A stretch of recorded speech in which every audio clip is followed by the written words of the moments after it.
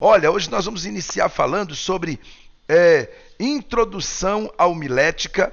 Nós vamos falar sobre definição do termo homilética. A nossa lição de hoje é falar sobre a homilética, falar também sobre a prédica, os problemas né, da prédica. Nós vamos falar também sobre verdades que todo pregador precisa saber. Não sai daí não e coloca o cinto aí que nós vamos decolar, viu? Coloca o cinto aí, tá bom? Aperta o cinto. O pastor Ivaldo tá aí do outro lado, ele gosta dessa conversa, né, pastor Ivaldo? Eita glória! Aperta o cinto porque nós vamos decolar. Nós vamos falar também por que existem pregadores desagradáveis, né? Como pregador precisamos entender algumas coisas importantes. Eu vou falar o que nós precisamos entender. As perguntas chaves que todo pregador deve fazer, tá bom? Nós vamos falar tudo sobre isso. Como observar os textos da Bíblia, tá? Nós vamos falar muita coisa sobre isso hoje aqui, nesta segunda aula, tá bom? Então, gente, vamos continuar aqui, vamos lá. Olha, quero lembrar para vocês o seguinte, homilética é a palavra, palavra de origem grega, tá, gente? Essa palavra homilética, ela é uma palavra de origem grega que é proferida por homiléticos, que significa ato de pregar sermões. Tá? Então, quando alguém disser para você, o que significa homilética? Homilética significa a arte de pregar sermões, né?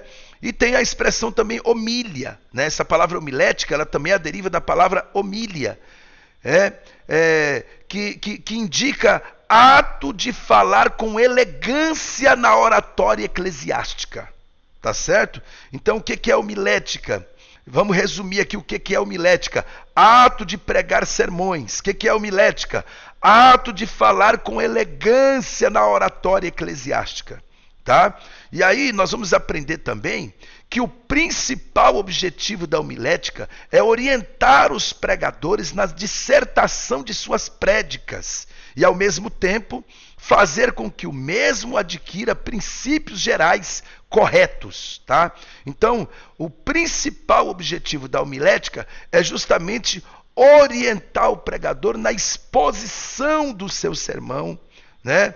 Na sua prédica, quer dizer, nos princípios que ele tem que seguir para que ele tenha resultado na sua oratória, para que ele tenha resultado na sua pregação, na sua saudação, conduzindo uma reunião, uma palestra, enfim, tá certo? No seu discurso, ele tem que ter resultado no seu discurso, e para que isso aconteça, como nós estudamos ontem, tem que ser um discurso elegante, aplausível, gostoso de se ouvir, e ao mesmo tempo esse discurso tem que ser um discurso que realmente tenha resultado, tá? Que realmente gere resultado na vida das pessoas que estão ouvindo.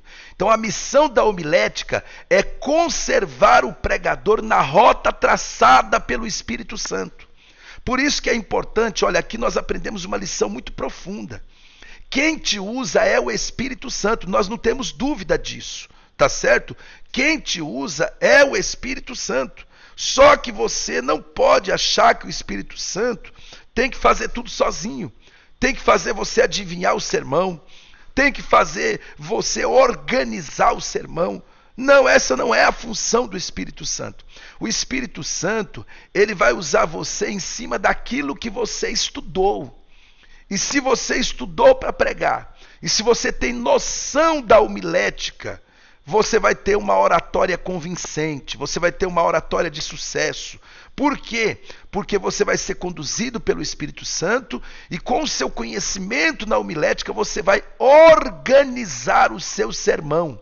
A missão da homilética é conservar o pregador na rota do sermão que ele traçou, que ele organizou através do Divino Espírito Santo. Então o Espírito Santo, ele revela para você, ele não vai revelar para você a palavra, porque a palavra você tem que estudar. Ele vai revelar para você a essência daquilo que você estudou, as lições daquilo que você estudou, a profundidade daquilo que você estudou. Tá certo? Então isso é muito importante. O termo homilética surgiu entre os séculos 18 e 19. Entre os séculos 18 e 19, com raiz em 3 palavras da cultura grega. E aí eu vou mostrar para vocês essas 3 palavras. Primeiro, homilos, que significa multidão ou turma, assembleia do povo. Também tem uma segunda palavra, que é homília, que significa associação, companhia. E a terceira palavra, que é homíleo, que significa falar, conversar.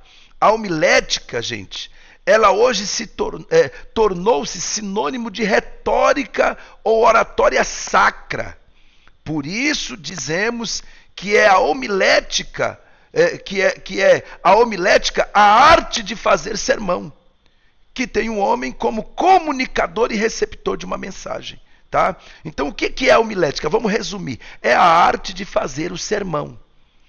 E depois que o sermão está pronto, como nós dissemos aqui na página anterior, depois que o sermão está pronto, né, no decorrer da homilética, o Espírito Santo vai conservar você na rota que você traçou. Tá? Então isso é muito importante. A homilética, ela é uma coisa muito importante porque ela é que traz uma oratória convincente. Tá? Ou seja, a homilética é a organização do seu sermão e o rito que você tem que seguir para que aquele sermão gere resultado. A homilética, ela tornou-se o sinônimo da retórica ou da oratória sacra. Tá certo, gente? Então isso é muito importante. Os problemas da prédica. Vamos aprender aqui. Quais são os problemas da prédica? Falar, gente, não quer dizer se comunicar. Pois existem pessoas que falam e não compreendemos o que querem dizer. Isso é verdade. Quantas pessoas pregam uma mensagem, né? Faz um discurso, uma palestra, e depois daquela pregação, ninguém sabe o que aquela pessoa pregou. Às vezes você vê que tem igreja que pega fogo, o pregador é pentecostal, ele está pregando, ele grita tanto que o povo dá glória a Deus e sapateia, e o negócio arrocha mesmo, e fica aquele mistério todo. Quando no outro dia você pergunta para os irmãos, o que foi que o pregador pregou? Ninguém sabe. Ninguém sabe. Por quê? Gritou demais, né? Não organizou o seu sermão, não transmitiu as lições que estava contido naquele sermão. E aí as pessoas não aprendem nada, não gravam nenhum pedaço da mensagem, e no outro dia vão dizer assim, eu nem sei o que ele pregou. Então, gente, falar não quer dizer se comunicar. Deixa eu beber uma água aqui, pessoal. Falar, gente, não quer dizer se comunicar. Tem gente que fala, mas ninguém compreende aquilo que ele está falando. Então, se comunicar é falar de forma que as pessoas compreendam o que você está falando. A falta de estudo e preparo do que se fala te condena. Quando você vai trazer um sermão para a igreja, se você não estudou, se você não meditou, a falta de estudo e a falta de preparo para ministrar aquele sermão te condena. As pessoas começam a perceber. E aí você começa a falar, mas não se comunicar com as pessoas. Quando tem um sermão bem elaborado e estruturado, nunca vou ficar sem ter o que falar. Então, se você tem um sermão bem elaborado, bem estruturado, e você estudou aquele sermão, você já está falando com propriedade aquele sermão, porque você estudou, a igreja vai entender o que você está falando. E a igreja vai entender as lições que tem naquele sermão. E você vai ter melhor resultado na aplicação do seu sermão. Então a homilética, gente, ela estuda também o comportamento do pregador antes e durante a prédica. Ou seja, planejamento e preparação. Homilética envolve planejamento e preparação. Ora, o que é o planejamento? É você montar o seu sermão, é você se preparar para ministrar aquele sermão. E a preparação? Oração, né? Consagração, estudar o sermão. Tá? Então tudo isso, ora, se eu tenho que ter um planejamento para aquele sermão que eu vou ministrar. Né? Você já viu que tem gente que não tem planejamento? Por exemplo, tem gente que ele canta e prega. Então ele vai pregar, ele já sabe qual é a mensagem que ele vai pregar. Ele vai pregar uma mensagem sobre o arrebatamento da igreja. Né? Vamos supor. Ele vai pregar uma mensagem sobre o arrebatamento da igreja. Mas o planejamento dele é tão ruim que antes de pregar sobre o arrebatamento da igreja, ele canta um hino que fala de Abraão. Ele canta um hino que fala da cura do cego Bartimeu. Ou seja, não tem nada a ver o hino que ele está cantando com a mensagem que ele vai pregar. E seria bom que o hino estivesse alinhado com a mensagem que ele vai pregar. Isso traria até a melhor compreensão ao seu sermão. Então, exige um planejamento, exige um preparo, tá certo? Sempre quando estamos falando, devemos perceber se o público está prestando atenção e entendendo a mensagem, ou se o público está disperso e confuso, tá? E aqui eu vou dar uma lição para vocês agora, que eu aprendi no curso de oratória que eu fiz, como você atrai a atenção de um público que está disperso e confuso. Existe uma técnica para você chamar a atenção. Olha aqui para a tela, deixa eu falar isso aqui para você. Escute isso aqui. Existe uma técnica para você chamar a atenção do público quando você está pregando e você percebeu que o público está se dispersando ou que o público está confuso. Então existe uma técnica para você atrair novamente, você se recuperar na pregação. Você atrair novamente a atenção do público. Só isso aqui já valia a aula hoje. Que eu vou ensinar para vocês. Mas primeiro eu quero perguntar uma coisa. Porque eu estou ensinando aqui, eu quero perguntar o seguinte. Quem é que tá gostando da mensagem, do estudo, melhor dizendo? Quem é que está gostando? E você quer, pastor, eu quero saber que técnica é essa. Coloca assim, eu quero saber. Coloca lá nos comentários. Quem é que quer saber que técnica é essa para você atrair novamente a atenção do público? Uma vez que você percebeu que você está pregando, tem gente que saiu para beber água, tem gente que foi no banheiro, tem gente que foi lá para a porta conversar. Qual é a técnica para você atrair a atenção desse público novamente? Né? Coloca aí nos comentários. Eu quero saber. Coloca aí. Se você colocar, eu vou dizer. Coloca aí nos comentários, eu quero saber. Quanta gente quer saber. Vocês são curiosos, hein? Mas eu vou dizer para vocês. Olha, como que eu faço? Olha quanta gente, o Jaime Nascimento colocou aqui, Isaías de Jesus colocou aqui, a Cida Oliveira colocou, né? Eu quero saber, Paulo Lima, eu quero saber que técnica é essa. Eu vou dizer para vocês, sabe qual é a técnica? Gente, preste bem atenção. Vocês não já viveram isso? Todo pregador já passou por isso. Toda pregadora, mulher, também já passou por isso. Quando você está ensinando, de repente você percebe que as pessoas não estão mais... algumas até estão te olhando, mas não estão mais aprendendo. Porque uma coisa é a pessoa estar te olhando, outra coisa ela está aprendendo. Aí a pessoa às vezes levanta para beber água, começa a conversar com quem está do lado, levanta, vai na porta da igreja, olha lá fora. Isso é porque ela não está mais conectada com o que você está falando. Né?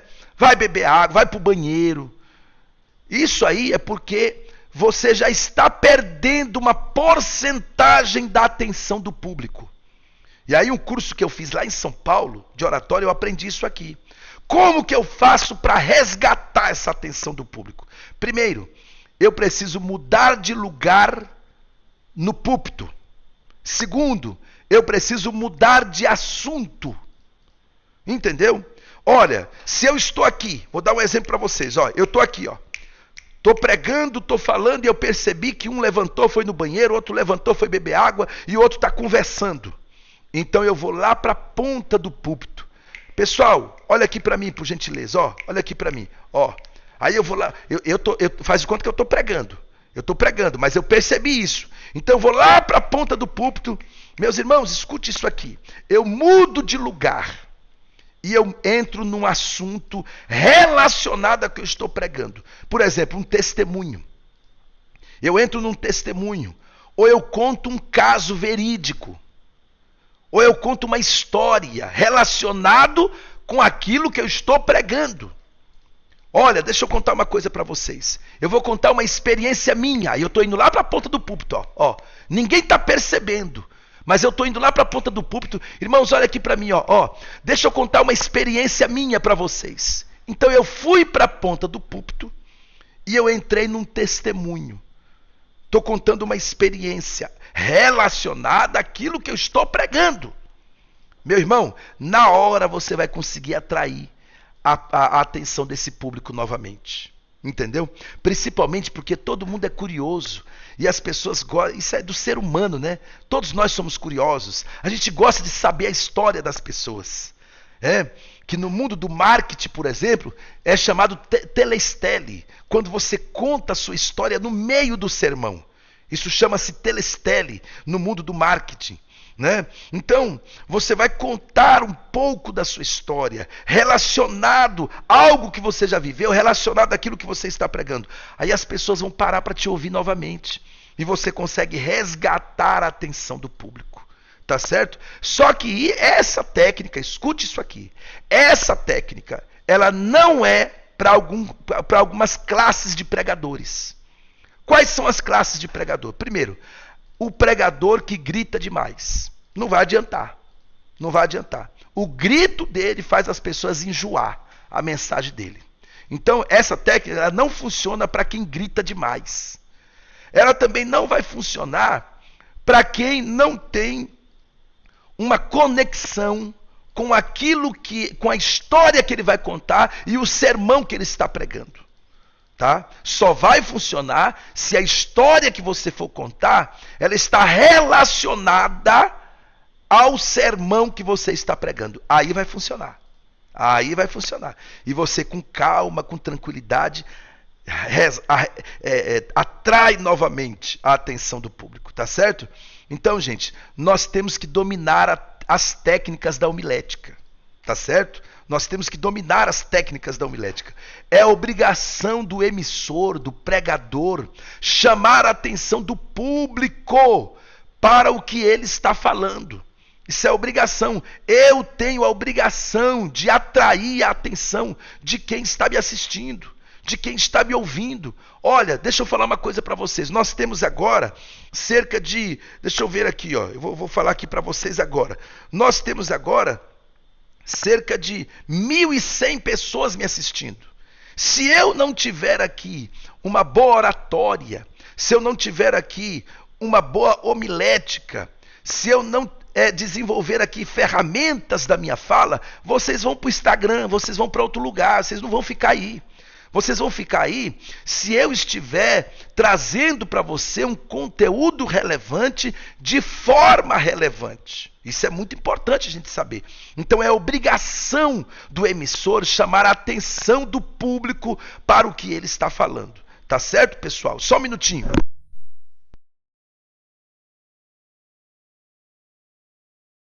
Vamos lá, então, vamos continuar aqui, olha. Eu vou continuar falando sobre os problemas da prédica. Uma das maiores necessidades em todas as igrejas nos nossos dias é a de pessoas preparadas para pregar a palavra de Deus. Essa é uma das maiores necessidades da igreja hoje.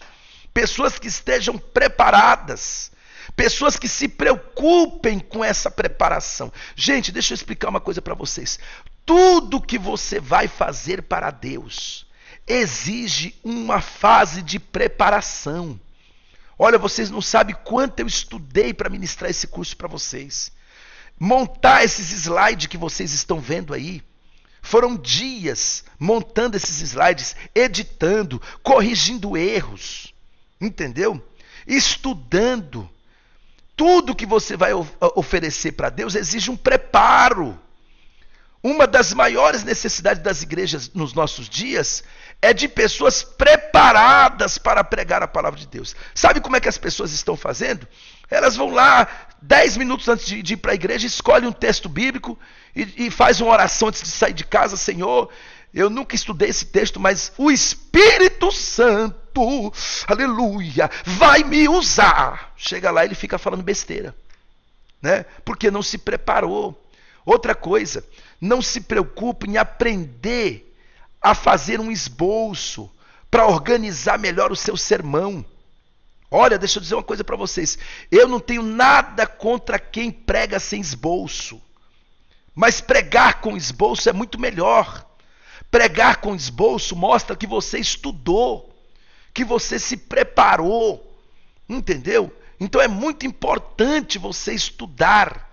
É muito importante você estudar, né? Isso é muito importante. A Bíblia nos mostra que cada cristão deve ser um pregador do Evangelho. Então, olha só, olha aqui para mim, deixa eu te dizer uma coisa. Você tem chamado de Deus, você tem uma obra para fazer na terra, uma missão que Deus lhe entregou. Você tem autoridade, Ele te deu autoridade sobre principados, potestades, hostes espirituais da maldade. Ele te deu autoridade para pisar em serpentes e escorpiões, expulsar demônios. Os discípulos disseram para Jesus: Senhor, nós andando por aí percebemos que em teu nome todos os demônios se assujeitam a nós e nos obedecem. Então, Deus te deu tanta coisa e agora você não se prepara para usar a ferramenta que Ele te deu. Você acha que é só subir no púlpito e pregar. Você acha que é só escolher um texto 1 hora antes do culto e chegar lá e ficar falando um monte de coisa que vem na sua cabeça, né? Sem ensinar nada, sem trazer nada para ninguém. A pregação, gente, ela tem que gerar mudança na vida das pessoas. Ela tem que gerar arrependimento. Ela tem que gerar transformação. Então, uma das maiores necessidades hoje é de homens que se preparem para fazer o que eles estão fazendo. Olha, nós temos agora 1.100 pessoas que estão se preparando para algo melhor lá na frente. Vocês estão aí, por que vocês estão fazendo esse curso? Porque vocês estão se preparando para ter uma mensagem melhor, para ter uma pregação melhor. Então pregar não é uma tarefa fácil. Pregar é comunicar a mensagem bíblica, e isso não é fácil. Não é para qualquer um. Olha quanta coisa, gente. Olha quanta coisa você tem que ter. Primeiro, você tem que ter vida com Deus, né? Primeiro você tem que confessar Jesus como Salvador, né? Você tem que confessar Jesus como Salvador para você estar autorizado pelo céu para você pregar o Evangelho. Essa é a primeira coisa. Você tem que aceitar o plano da salvação. Por quê, pastor? Porque o grande propósito da Bíblia é apresentar para a humanidade o plano da salvação. Esse é o propósito da Bíblia, de Gênesis a Apocalipse, gente. Não tem outro. Todas as histórias bíblicas, elas só têm uma tarefa importante. Existem outras relevantes, mas a maior tarefa das histórias bíblicas de Gênesis a Apocalipse, sabe qual é? É apresentar para a humanidade o plano da salvação. Então, para você apresentar esse plano da salvação para a humanidade, primeira coisa, você tem que ser salvo.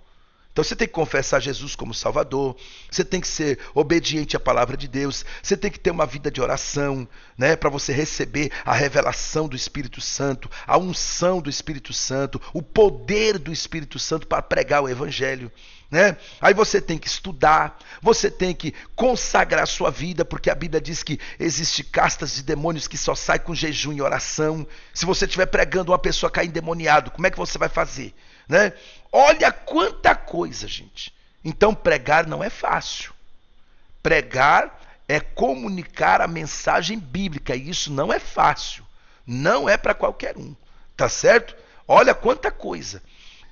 E as dificuldades mais comuns da pregação bíblica encontram nas seguintes áreas. Quais são as dificuldades mais comuns? Primeiro, falta de preparo adequado do pregador. Quando um pregador for lá na sua igreja e você perceber que ele está falando coisa com coisa, começou falando uma história, depois termina com outra coisa totalmente diferente, anda por toda a Bíblia mas sem conexão.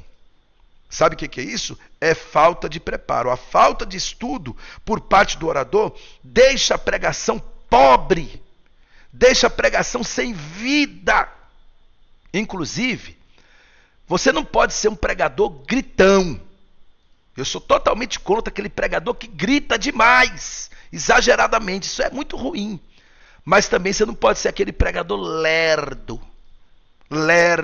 Você tem que dosar. Você tem que aprender a dosar as coisas. Por quê? Porque senão você pega uma mensagem, além de pobre em conteúdo, ainda sem vida.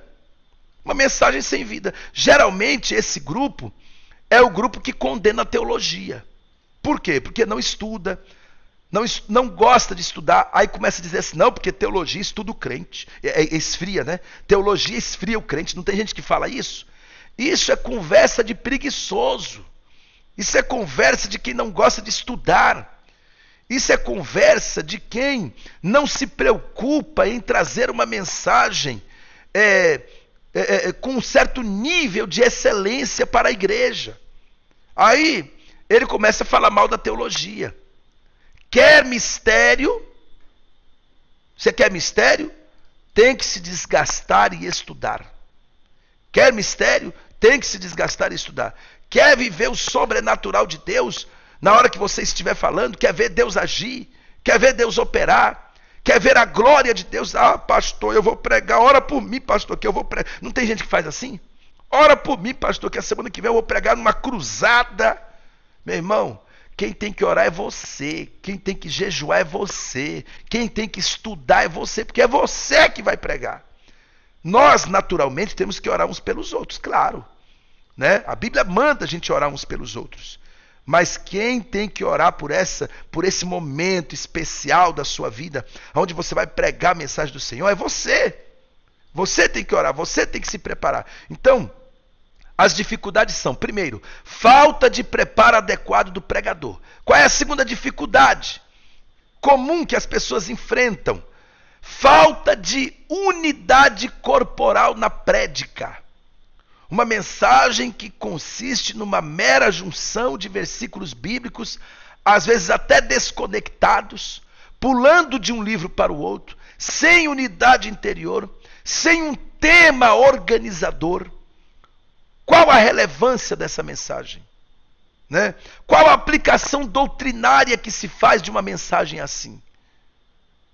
Sem uma unidade interior, sem um tema organizador, fica difícil de entender a mensagem. Gente, a falta da unidade corporal na prédica, a falta da combinação dos versículos, a falta da organização do sermão. Sermão tem que ter tema, sermão tem que ter começo, tem que ter meio e tem que ter fim. Nessa aula eu vou explicar para vocês como elaborar um sermão que funciona. Um sermão organizadamente. Entendeu? Agora, se esse sermão bíblico, escute bem, ele é bíblico, pastor. Eu coloquei 50 versículos bíblicos nesse sermão. Sim, mas são 50 versículos bíblicos desconectados, pulando de um livro para o outro, sem unidade interior e sem organização. Né? Sem tema. Puxa vida, ninguém vai entender aonde você quer chegar. As pessoas, elas precisam ouvir uma mensagem que mostre a elas um norte. Para onde nós estamos indo? Qual a direção que eu quero levar essas pessoas nesse sermão? Entendeu, gente? Outra dificuldade que muitos pregadores enfrentam é a falta de aplicação prática às necessidades exigentes na igreja. A mensagem deve mostrar como colocar em prática o ensino da palavra de Deus. Eu não posso só pregar, só mostrar o defeito. Tem gente que fica assim, tem crente que isso, tem crente que aquilo, tem crente que não sei o quê, tem crente que não sei o quê. Só que depois ele termina a pregação sem mostrar qual é o remédio. Você mostrou o defeito, mas agora você tem que mostrar qual é o remédio. Mostre como as pessoas vão colocar em prática aquela medicação, o remédio para aquela ferida. Eu, quando estou pregando, eu estou mostrando aonde está a ferida da humanidade. Agora eu tenho que dizer qual é o remédio para essa ferida e como aplicá-lo. Entendeu, gente? Então a falta de aplicação prática às necessidades existentes na igreja, numa mensagem, ela não vai gerar resultado, esse sermão. Esse sermão não vai gerar resultado, né? Você tem que... Gente, pregação é isso aqui, ó, escuta isso aqui. Inclusive quem me ensinou isso aqui foi o meu amigo pastor Samuel Procópio. Samuel Procópio, que é um dos grandes pregadores desse Brasil, ele me ensinou uma coisa muito interessante. Um dia eu estava andando com ele, nós fomos criados juntos desde criança, eu andando com ele um dia lá em Camboriú. Aí ele disse para mim assim, e ele o tempo todo ele vai conversando com você e pregando para você. Ele só fala da Bíblia. Samuel Procópio só fala da Bíblia o tempo todo. E aí quando você pensa que não, ele está pregando para você. Conversando, vocês dois e ele pregando. Aí... Depois ele foi falando de Pedro e não sei o que, tal. Aí depois ele disse assim, pastor Alex, pregação é isso. Pregação é narrou, aplicou, narrou, aplicou, narrou o texto, aplicou, narrou o texto, aplicou, narrou o texto, aplicou. Isso é pregação, gente. A pregação eficaz é aquela que as pessoas entendem. Então eu vou narrar o texto bíblico e vou aplicar. Vou mostrar quais as lições para os dias de hoje. Isso é a pregação, tá certo? E a quarta dificuldade é que falta às vezes um bom planejamento. O pregador eficiente, ele tem de planejar sua pregação com antecipação. Mesmo que eu tenha um sermão pronto, eu tenho por obrigação me preparar, estudar, ler aquele sermão, fazer um planejamento. O pregador eficiente, ele planeja a sua pregação com antecedência. Pregar, gente, é chamado, mas também exige preparo. Não adianta só dizer, não, eu tenho um chamado porque eu tenho a voz. Eu tenho uma voz igual a do Gilmar Santos, eu tenho uma voz igual a do Napoleão Falcão, ou eu tenho uma voz igual a do Silas Malafaia. Não importa qual é a sua voz. O importante é se você... você tem que ser você mesmo na pregação. Não precisa ter voz de pregador, jeito de pregador, cacuete de pregador. Você precisa ter um sermão organizado, planejado com antecedência e saber transmiti-lo com eficiência. É isso que você precisa. Entendeu, pessoal? Vocês estão entendendo? Então, verdades que todo pregador precisa saber. Primeiro, o pregador prega diante de Deus, tá? Essa expressão latim, que vem do latim, corandel, significa diante de Deus. E aqui nós vamos aprender que tudo que fazemos é diante de Deus.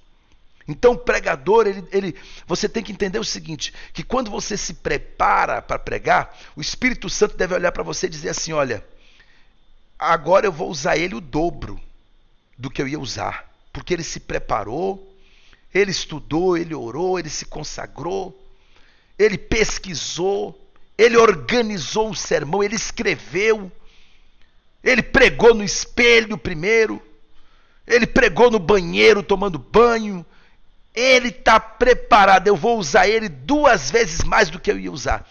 Gente, o que nós pregadores fazemos é diante de Deus, então é para a glória de Deus. Faça o melhor. Outra coisa, outra verdade que o pregador precisa saber. Deus vai usar o sermão que você prega para te julgar. Isso é frase do pastor Eliseu Rodrigues. Então, gente, pregar não é uma aventura. É uma grande responsabilidade. A sua pregação vai confrontar você. A espada é de 2 gumes. Quando ela corta para lá, é porque ela já cortou para cá.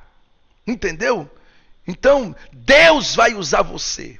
Deus vai usar você. Mas é claro que você precisa entender que o seu sermão também vai confrontar você. Tá certo? Outra coisa. Qualquer sermão, é outra verdade que todo pregador precisa saber. Qualquer sermão que não nasce na oração não é uma mensagem de Deus. Não importa como aprendeu o pregador. Isso aqui são palavras de Whitehouse, né? Ele diz aqui que qualquer sermão que não nasce na oração não é uma mensagem de Deus. Não importa como aprendeu o pregador. Olha, o sermão ele tem que nascer debaixo de oração. Inclusive, eu vou dizer uma coisa para vocês. Nunca pegue a Bíblia e vai sentando para estudar sem antes orar. Dobra os joelhos 5 minutos. Senhor, eu vou pregar a mensagem do Senhor. Ou mesmo que você não ore, não está estudando para pregar, porque, inclusive, é outra coisa que nós temos que combater. É esse negócio de estudar para pregar. Ninguém estuda para pregar, gente. A pregação é consequência. Nós estudamos para conhecer mais a Deus, para se aproximar de Deus, para fortalecer o relacionamento com Deus. Agora, é claro que se eu estudo, eu vou ter uma boa pregação. Então, chegou o momento do meu estudo, ore primeiro. Senhor, vou estudar a tua palavra. Me dê sabedoria, abra o meu entendimento, traga a revelação do teu Espírito Santo. Senhor, eu tenho uma mensagem para pregar na próxima semana. Eu tenho uma pregação para fazer na próxima semana. Me revele qual é a mensagem que o Senhor quer que eu pregue. Entendeu? É assim que funciona. Aí depois você senta, vai ler, vai estudar, vai pesquisar. Entendeu? Mas você primeiro tem que apresentar isso ao Senhor. Quando o sermão não nasce na oração, não é uma mensagem de Deus. Não importa como aprendeu o pregador. Né? Segundo o escritor aí.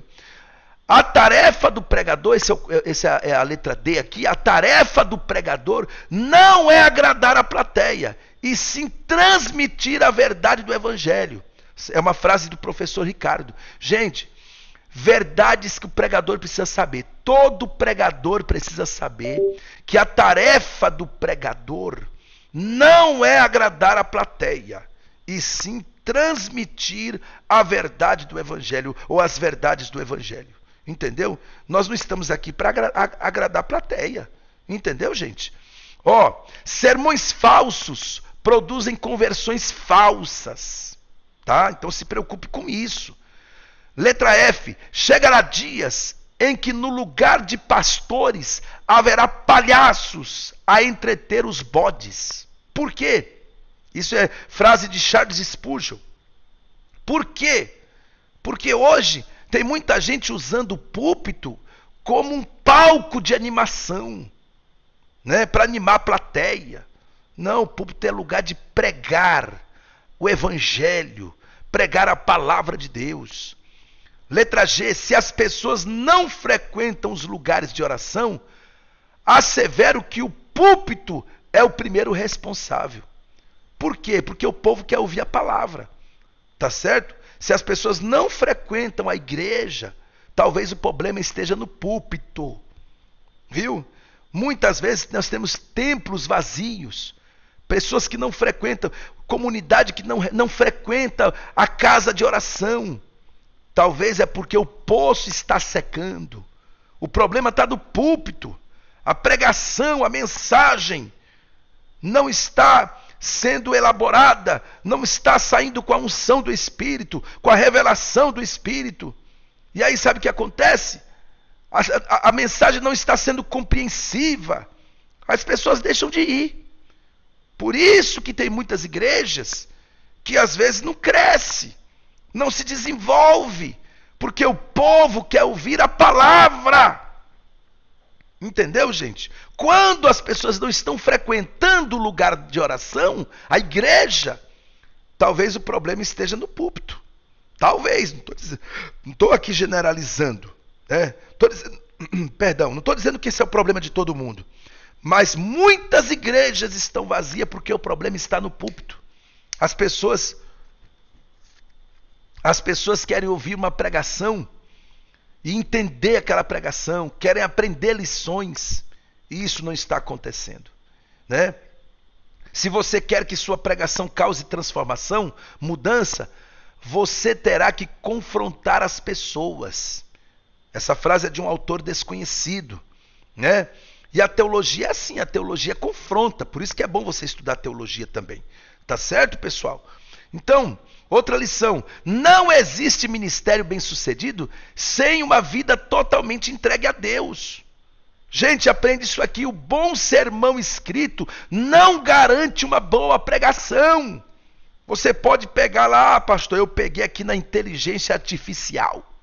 Eu pedi lá uma mensagem sobre Maria vai com as outras e apareceu lá uma mensagem e eu vou pregar essa mensagem. Tudo bem, mas eu posso dizer uma coisa para você. O bom sermão escrito não garante uma boa pregação. Isso vai depender do seu relacionamento com o Espírito Santo. Então o pregador, ele também tem que ter relacionamento com o Espírito Santo. Não adianta você mudar a fala, né? Se você não tiver relacionamento com o Espírito Santo, nada acontece. Eu já vi pregadores que imitam Marco Feliciano, que imitam Gilmar Santos, que imitam Abílio Santana, que imitam outros pregadores. E eu estou falando os nomes aqui porque eu não estou falando mal, estou falando bem. São bons pregadores do nosso Brasil, né? Josué Gonçalves, pastor Silas Malafaia e outros pastores são bons pregadores do nosso Brasil. Aí tem gente que imita eles, muda a voz para imitar. Meus irmãos, o camarada quando está conversando com você, ele fala assim tranquilo, mas na hora que ele pega no microfone, abram as vossas Bíblias no livro tal, capítulo tal, versículo tal. Eu fico, meu Deus, mudou da água para o vinho. Estava falando tão tranquilo, agora de repente virou o giraia no microfone, mudou a fala, né? Meu Deus, aí eu fico pensando, que coisa. Não precisa disso. Não adianta você ter voz de pregador. Se você não tiver relacionamento com o Espírito Santo, seu trabalho não vai ter resultado. Você vai pregar, criar calo na garganta, gritar e nada vai acontecer. Agora, se você tem relacionamento com o Espírito Santo, o pastor te deu 10 minutos. Nesses 10 minutos, uma alma vai se converter a Jesus. Nesses 10 minutos, alguém vai ser tocado pela mensagem que você pregou. Então, não existe ministério bem-sucedido sem uma vida totalmente entregue a Deus. Outra coisa, todo pregador deve conhecer profundamente as doutrinas bíblicas. Ele deve ser um profundo conhecedor da teologia sistemática. Irmãos, estudem. Pregador deve ser preparado,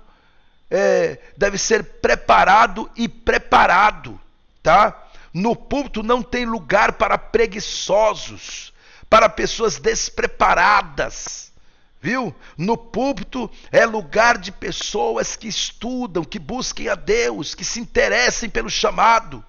Pregador é vocacionado, mas também é formado, preparado, instruído. Viu, gente? Um dia desse, você vai querer um microscópio para encontrar um grão de doutrina bíblica em uma dúzia de sermões. Essa é mais uma frase de Charles Spurgeon, né? Daqui uns dias você vai precisar de um microscópio para você encontrar um grão de doutrina bíblica em uma dúzia de sermões, porque as pessoas não querem estudar a palavra, né? Por que existem pregadores desagradáveis, gente? Você sabe por que existem pregadores desagradáveis? Primeiro, porque existem mensagens sem começo, meio e fim. Quando a mensagem não tem começo, não tem meio, não tem fim, meu irmão, aquele pregador se torna muito desagradável. Porque ninguém entende aonde ele quer chegar. Não tem tema, não tem começo, não tem meio, não tem fim. Gente, amanhã eu vou ensinar vocês como vocês vão fazer um sermão organizado. Agora eu quero dizer uma coisa para você. Se você perder essa aula amanhã, é porque realmente você é um obreiro desleixado. Se você perder essa... Porque eu estou anunciando antes o que eu vou te ensinar amanhã. Amanhã eu vou ensinar você a fazer um sermão organizado. Se você perder essa aula de amanhã, meu querido, é porque eu não sou Deus. Porque se eu fosse Deus, eu dava uma lapada em você tão bem dada. Se você perder essa aula de amanhã, você merece uma cintada boa, viu?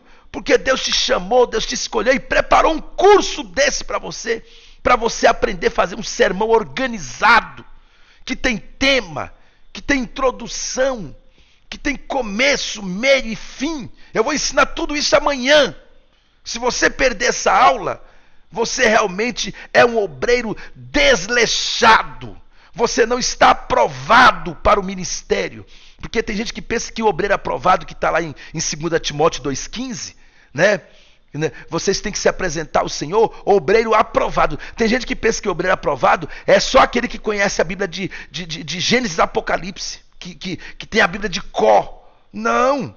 Obreiro aprovado é aquele que se interessa pelas coisas de Deus, pelo seu chamado, pelo seu ministério, em aperfeiçoar seu ministério, atingir um nível de excelência.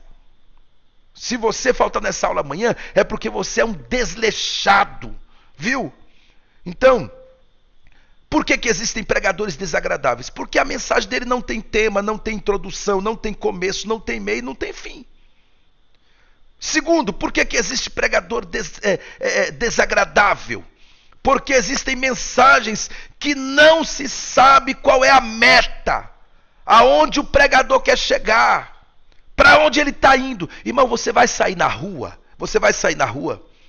e aí passa uma pessoa por você. Você vai atrás daquela pessoa sem saber para onde ela está indo? Ou então alguém para um carro e diz assim, ó, entra no carro. Aí você, às vezes, até conhece aquela pessoa. Não, eu conheço, pastor, eu conheço. Mas você vai entrar no carro sem saber para onde essa pessoa está indo? A primeira coisa que você vai perguntar é o quê? Para onde é que você vai? Não é assim? Quando você está num ponto de ônibus, alguém para o carro e diz, entra no carro. Você pergunta o quê? Para onde você vai?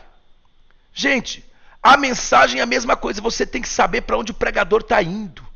Qual é a meta que ele tem, aonde ele quer chegar. Assim a mensagem fica sem eficácia. Se você não sabe onde o pregador está indo, aonde ele quer chegar, a mensagem não tem eficácia. Outra coisa importante. Por que existem pregadores desagradáveis? Porque existem mensagens sem foco no conteúdo.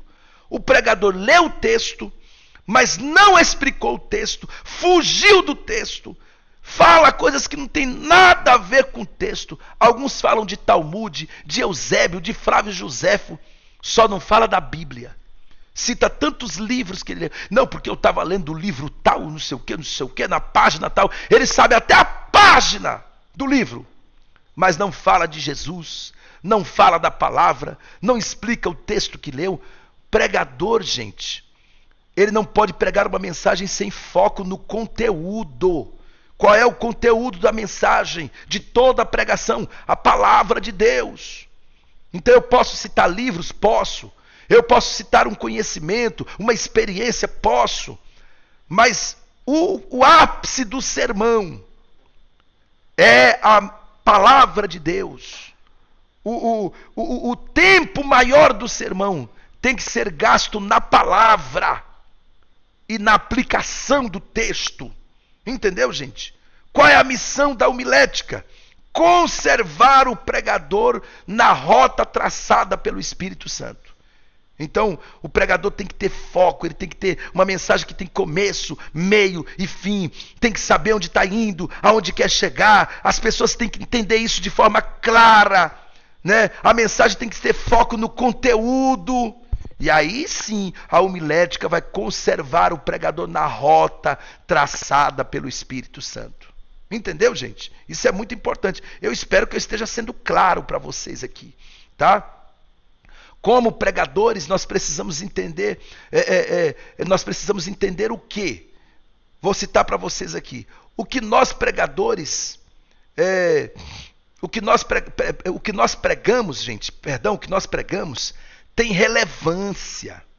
E aí o pregador, ele precisa se fazer pelo menos 3 perguntas. Olha, quando eu prego, eu tenho que saber que a pregação tem relevância. As pessoas estão ali sentadas para me ouvir. Então eu tenho que me fazer pelo menos 3 perguntas. Primeiro, eu estou sendo fiel às Escrituras?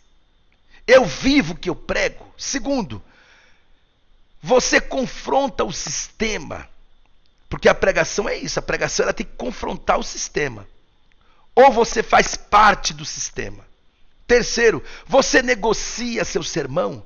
Vixe, não, hoje eu não vou pregar uma mensagem muito dura, porque aquela igreja lá só tem rico naquela igreja. Só tem rico. Tem uns barão lá, e eu tenho aqui minhas trufas para vender, senão eles não vão comprar minhas trufas. Então eu vou ter que pregar uma mensagem mais tranquila, mais branda, né? Não vou colocar aqui nenhuma exortação nesse sermão. Se você fizer isso, você está negociando o sermão. Jesus, Paulo, Pedro, João não negociavam o sermão. Raça de víbora! Não interessa se tem rico, pobre, se é branco, preto, se é leigo ou é sábio. Não tem problema. Jesus nunca mudou o seu sermão para adaptá-lo às pessoas, para fazê-las caber em seu evangelho. Não precisamos de novas estratégias. Precisamos de pregadores que preguem o evangelho.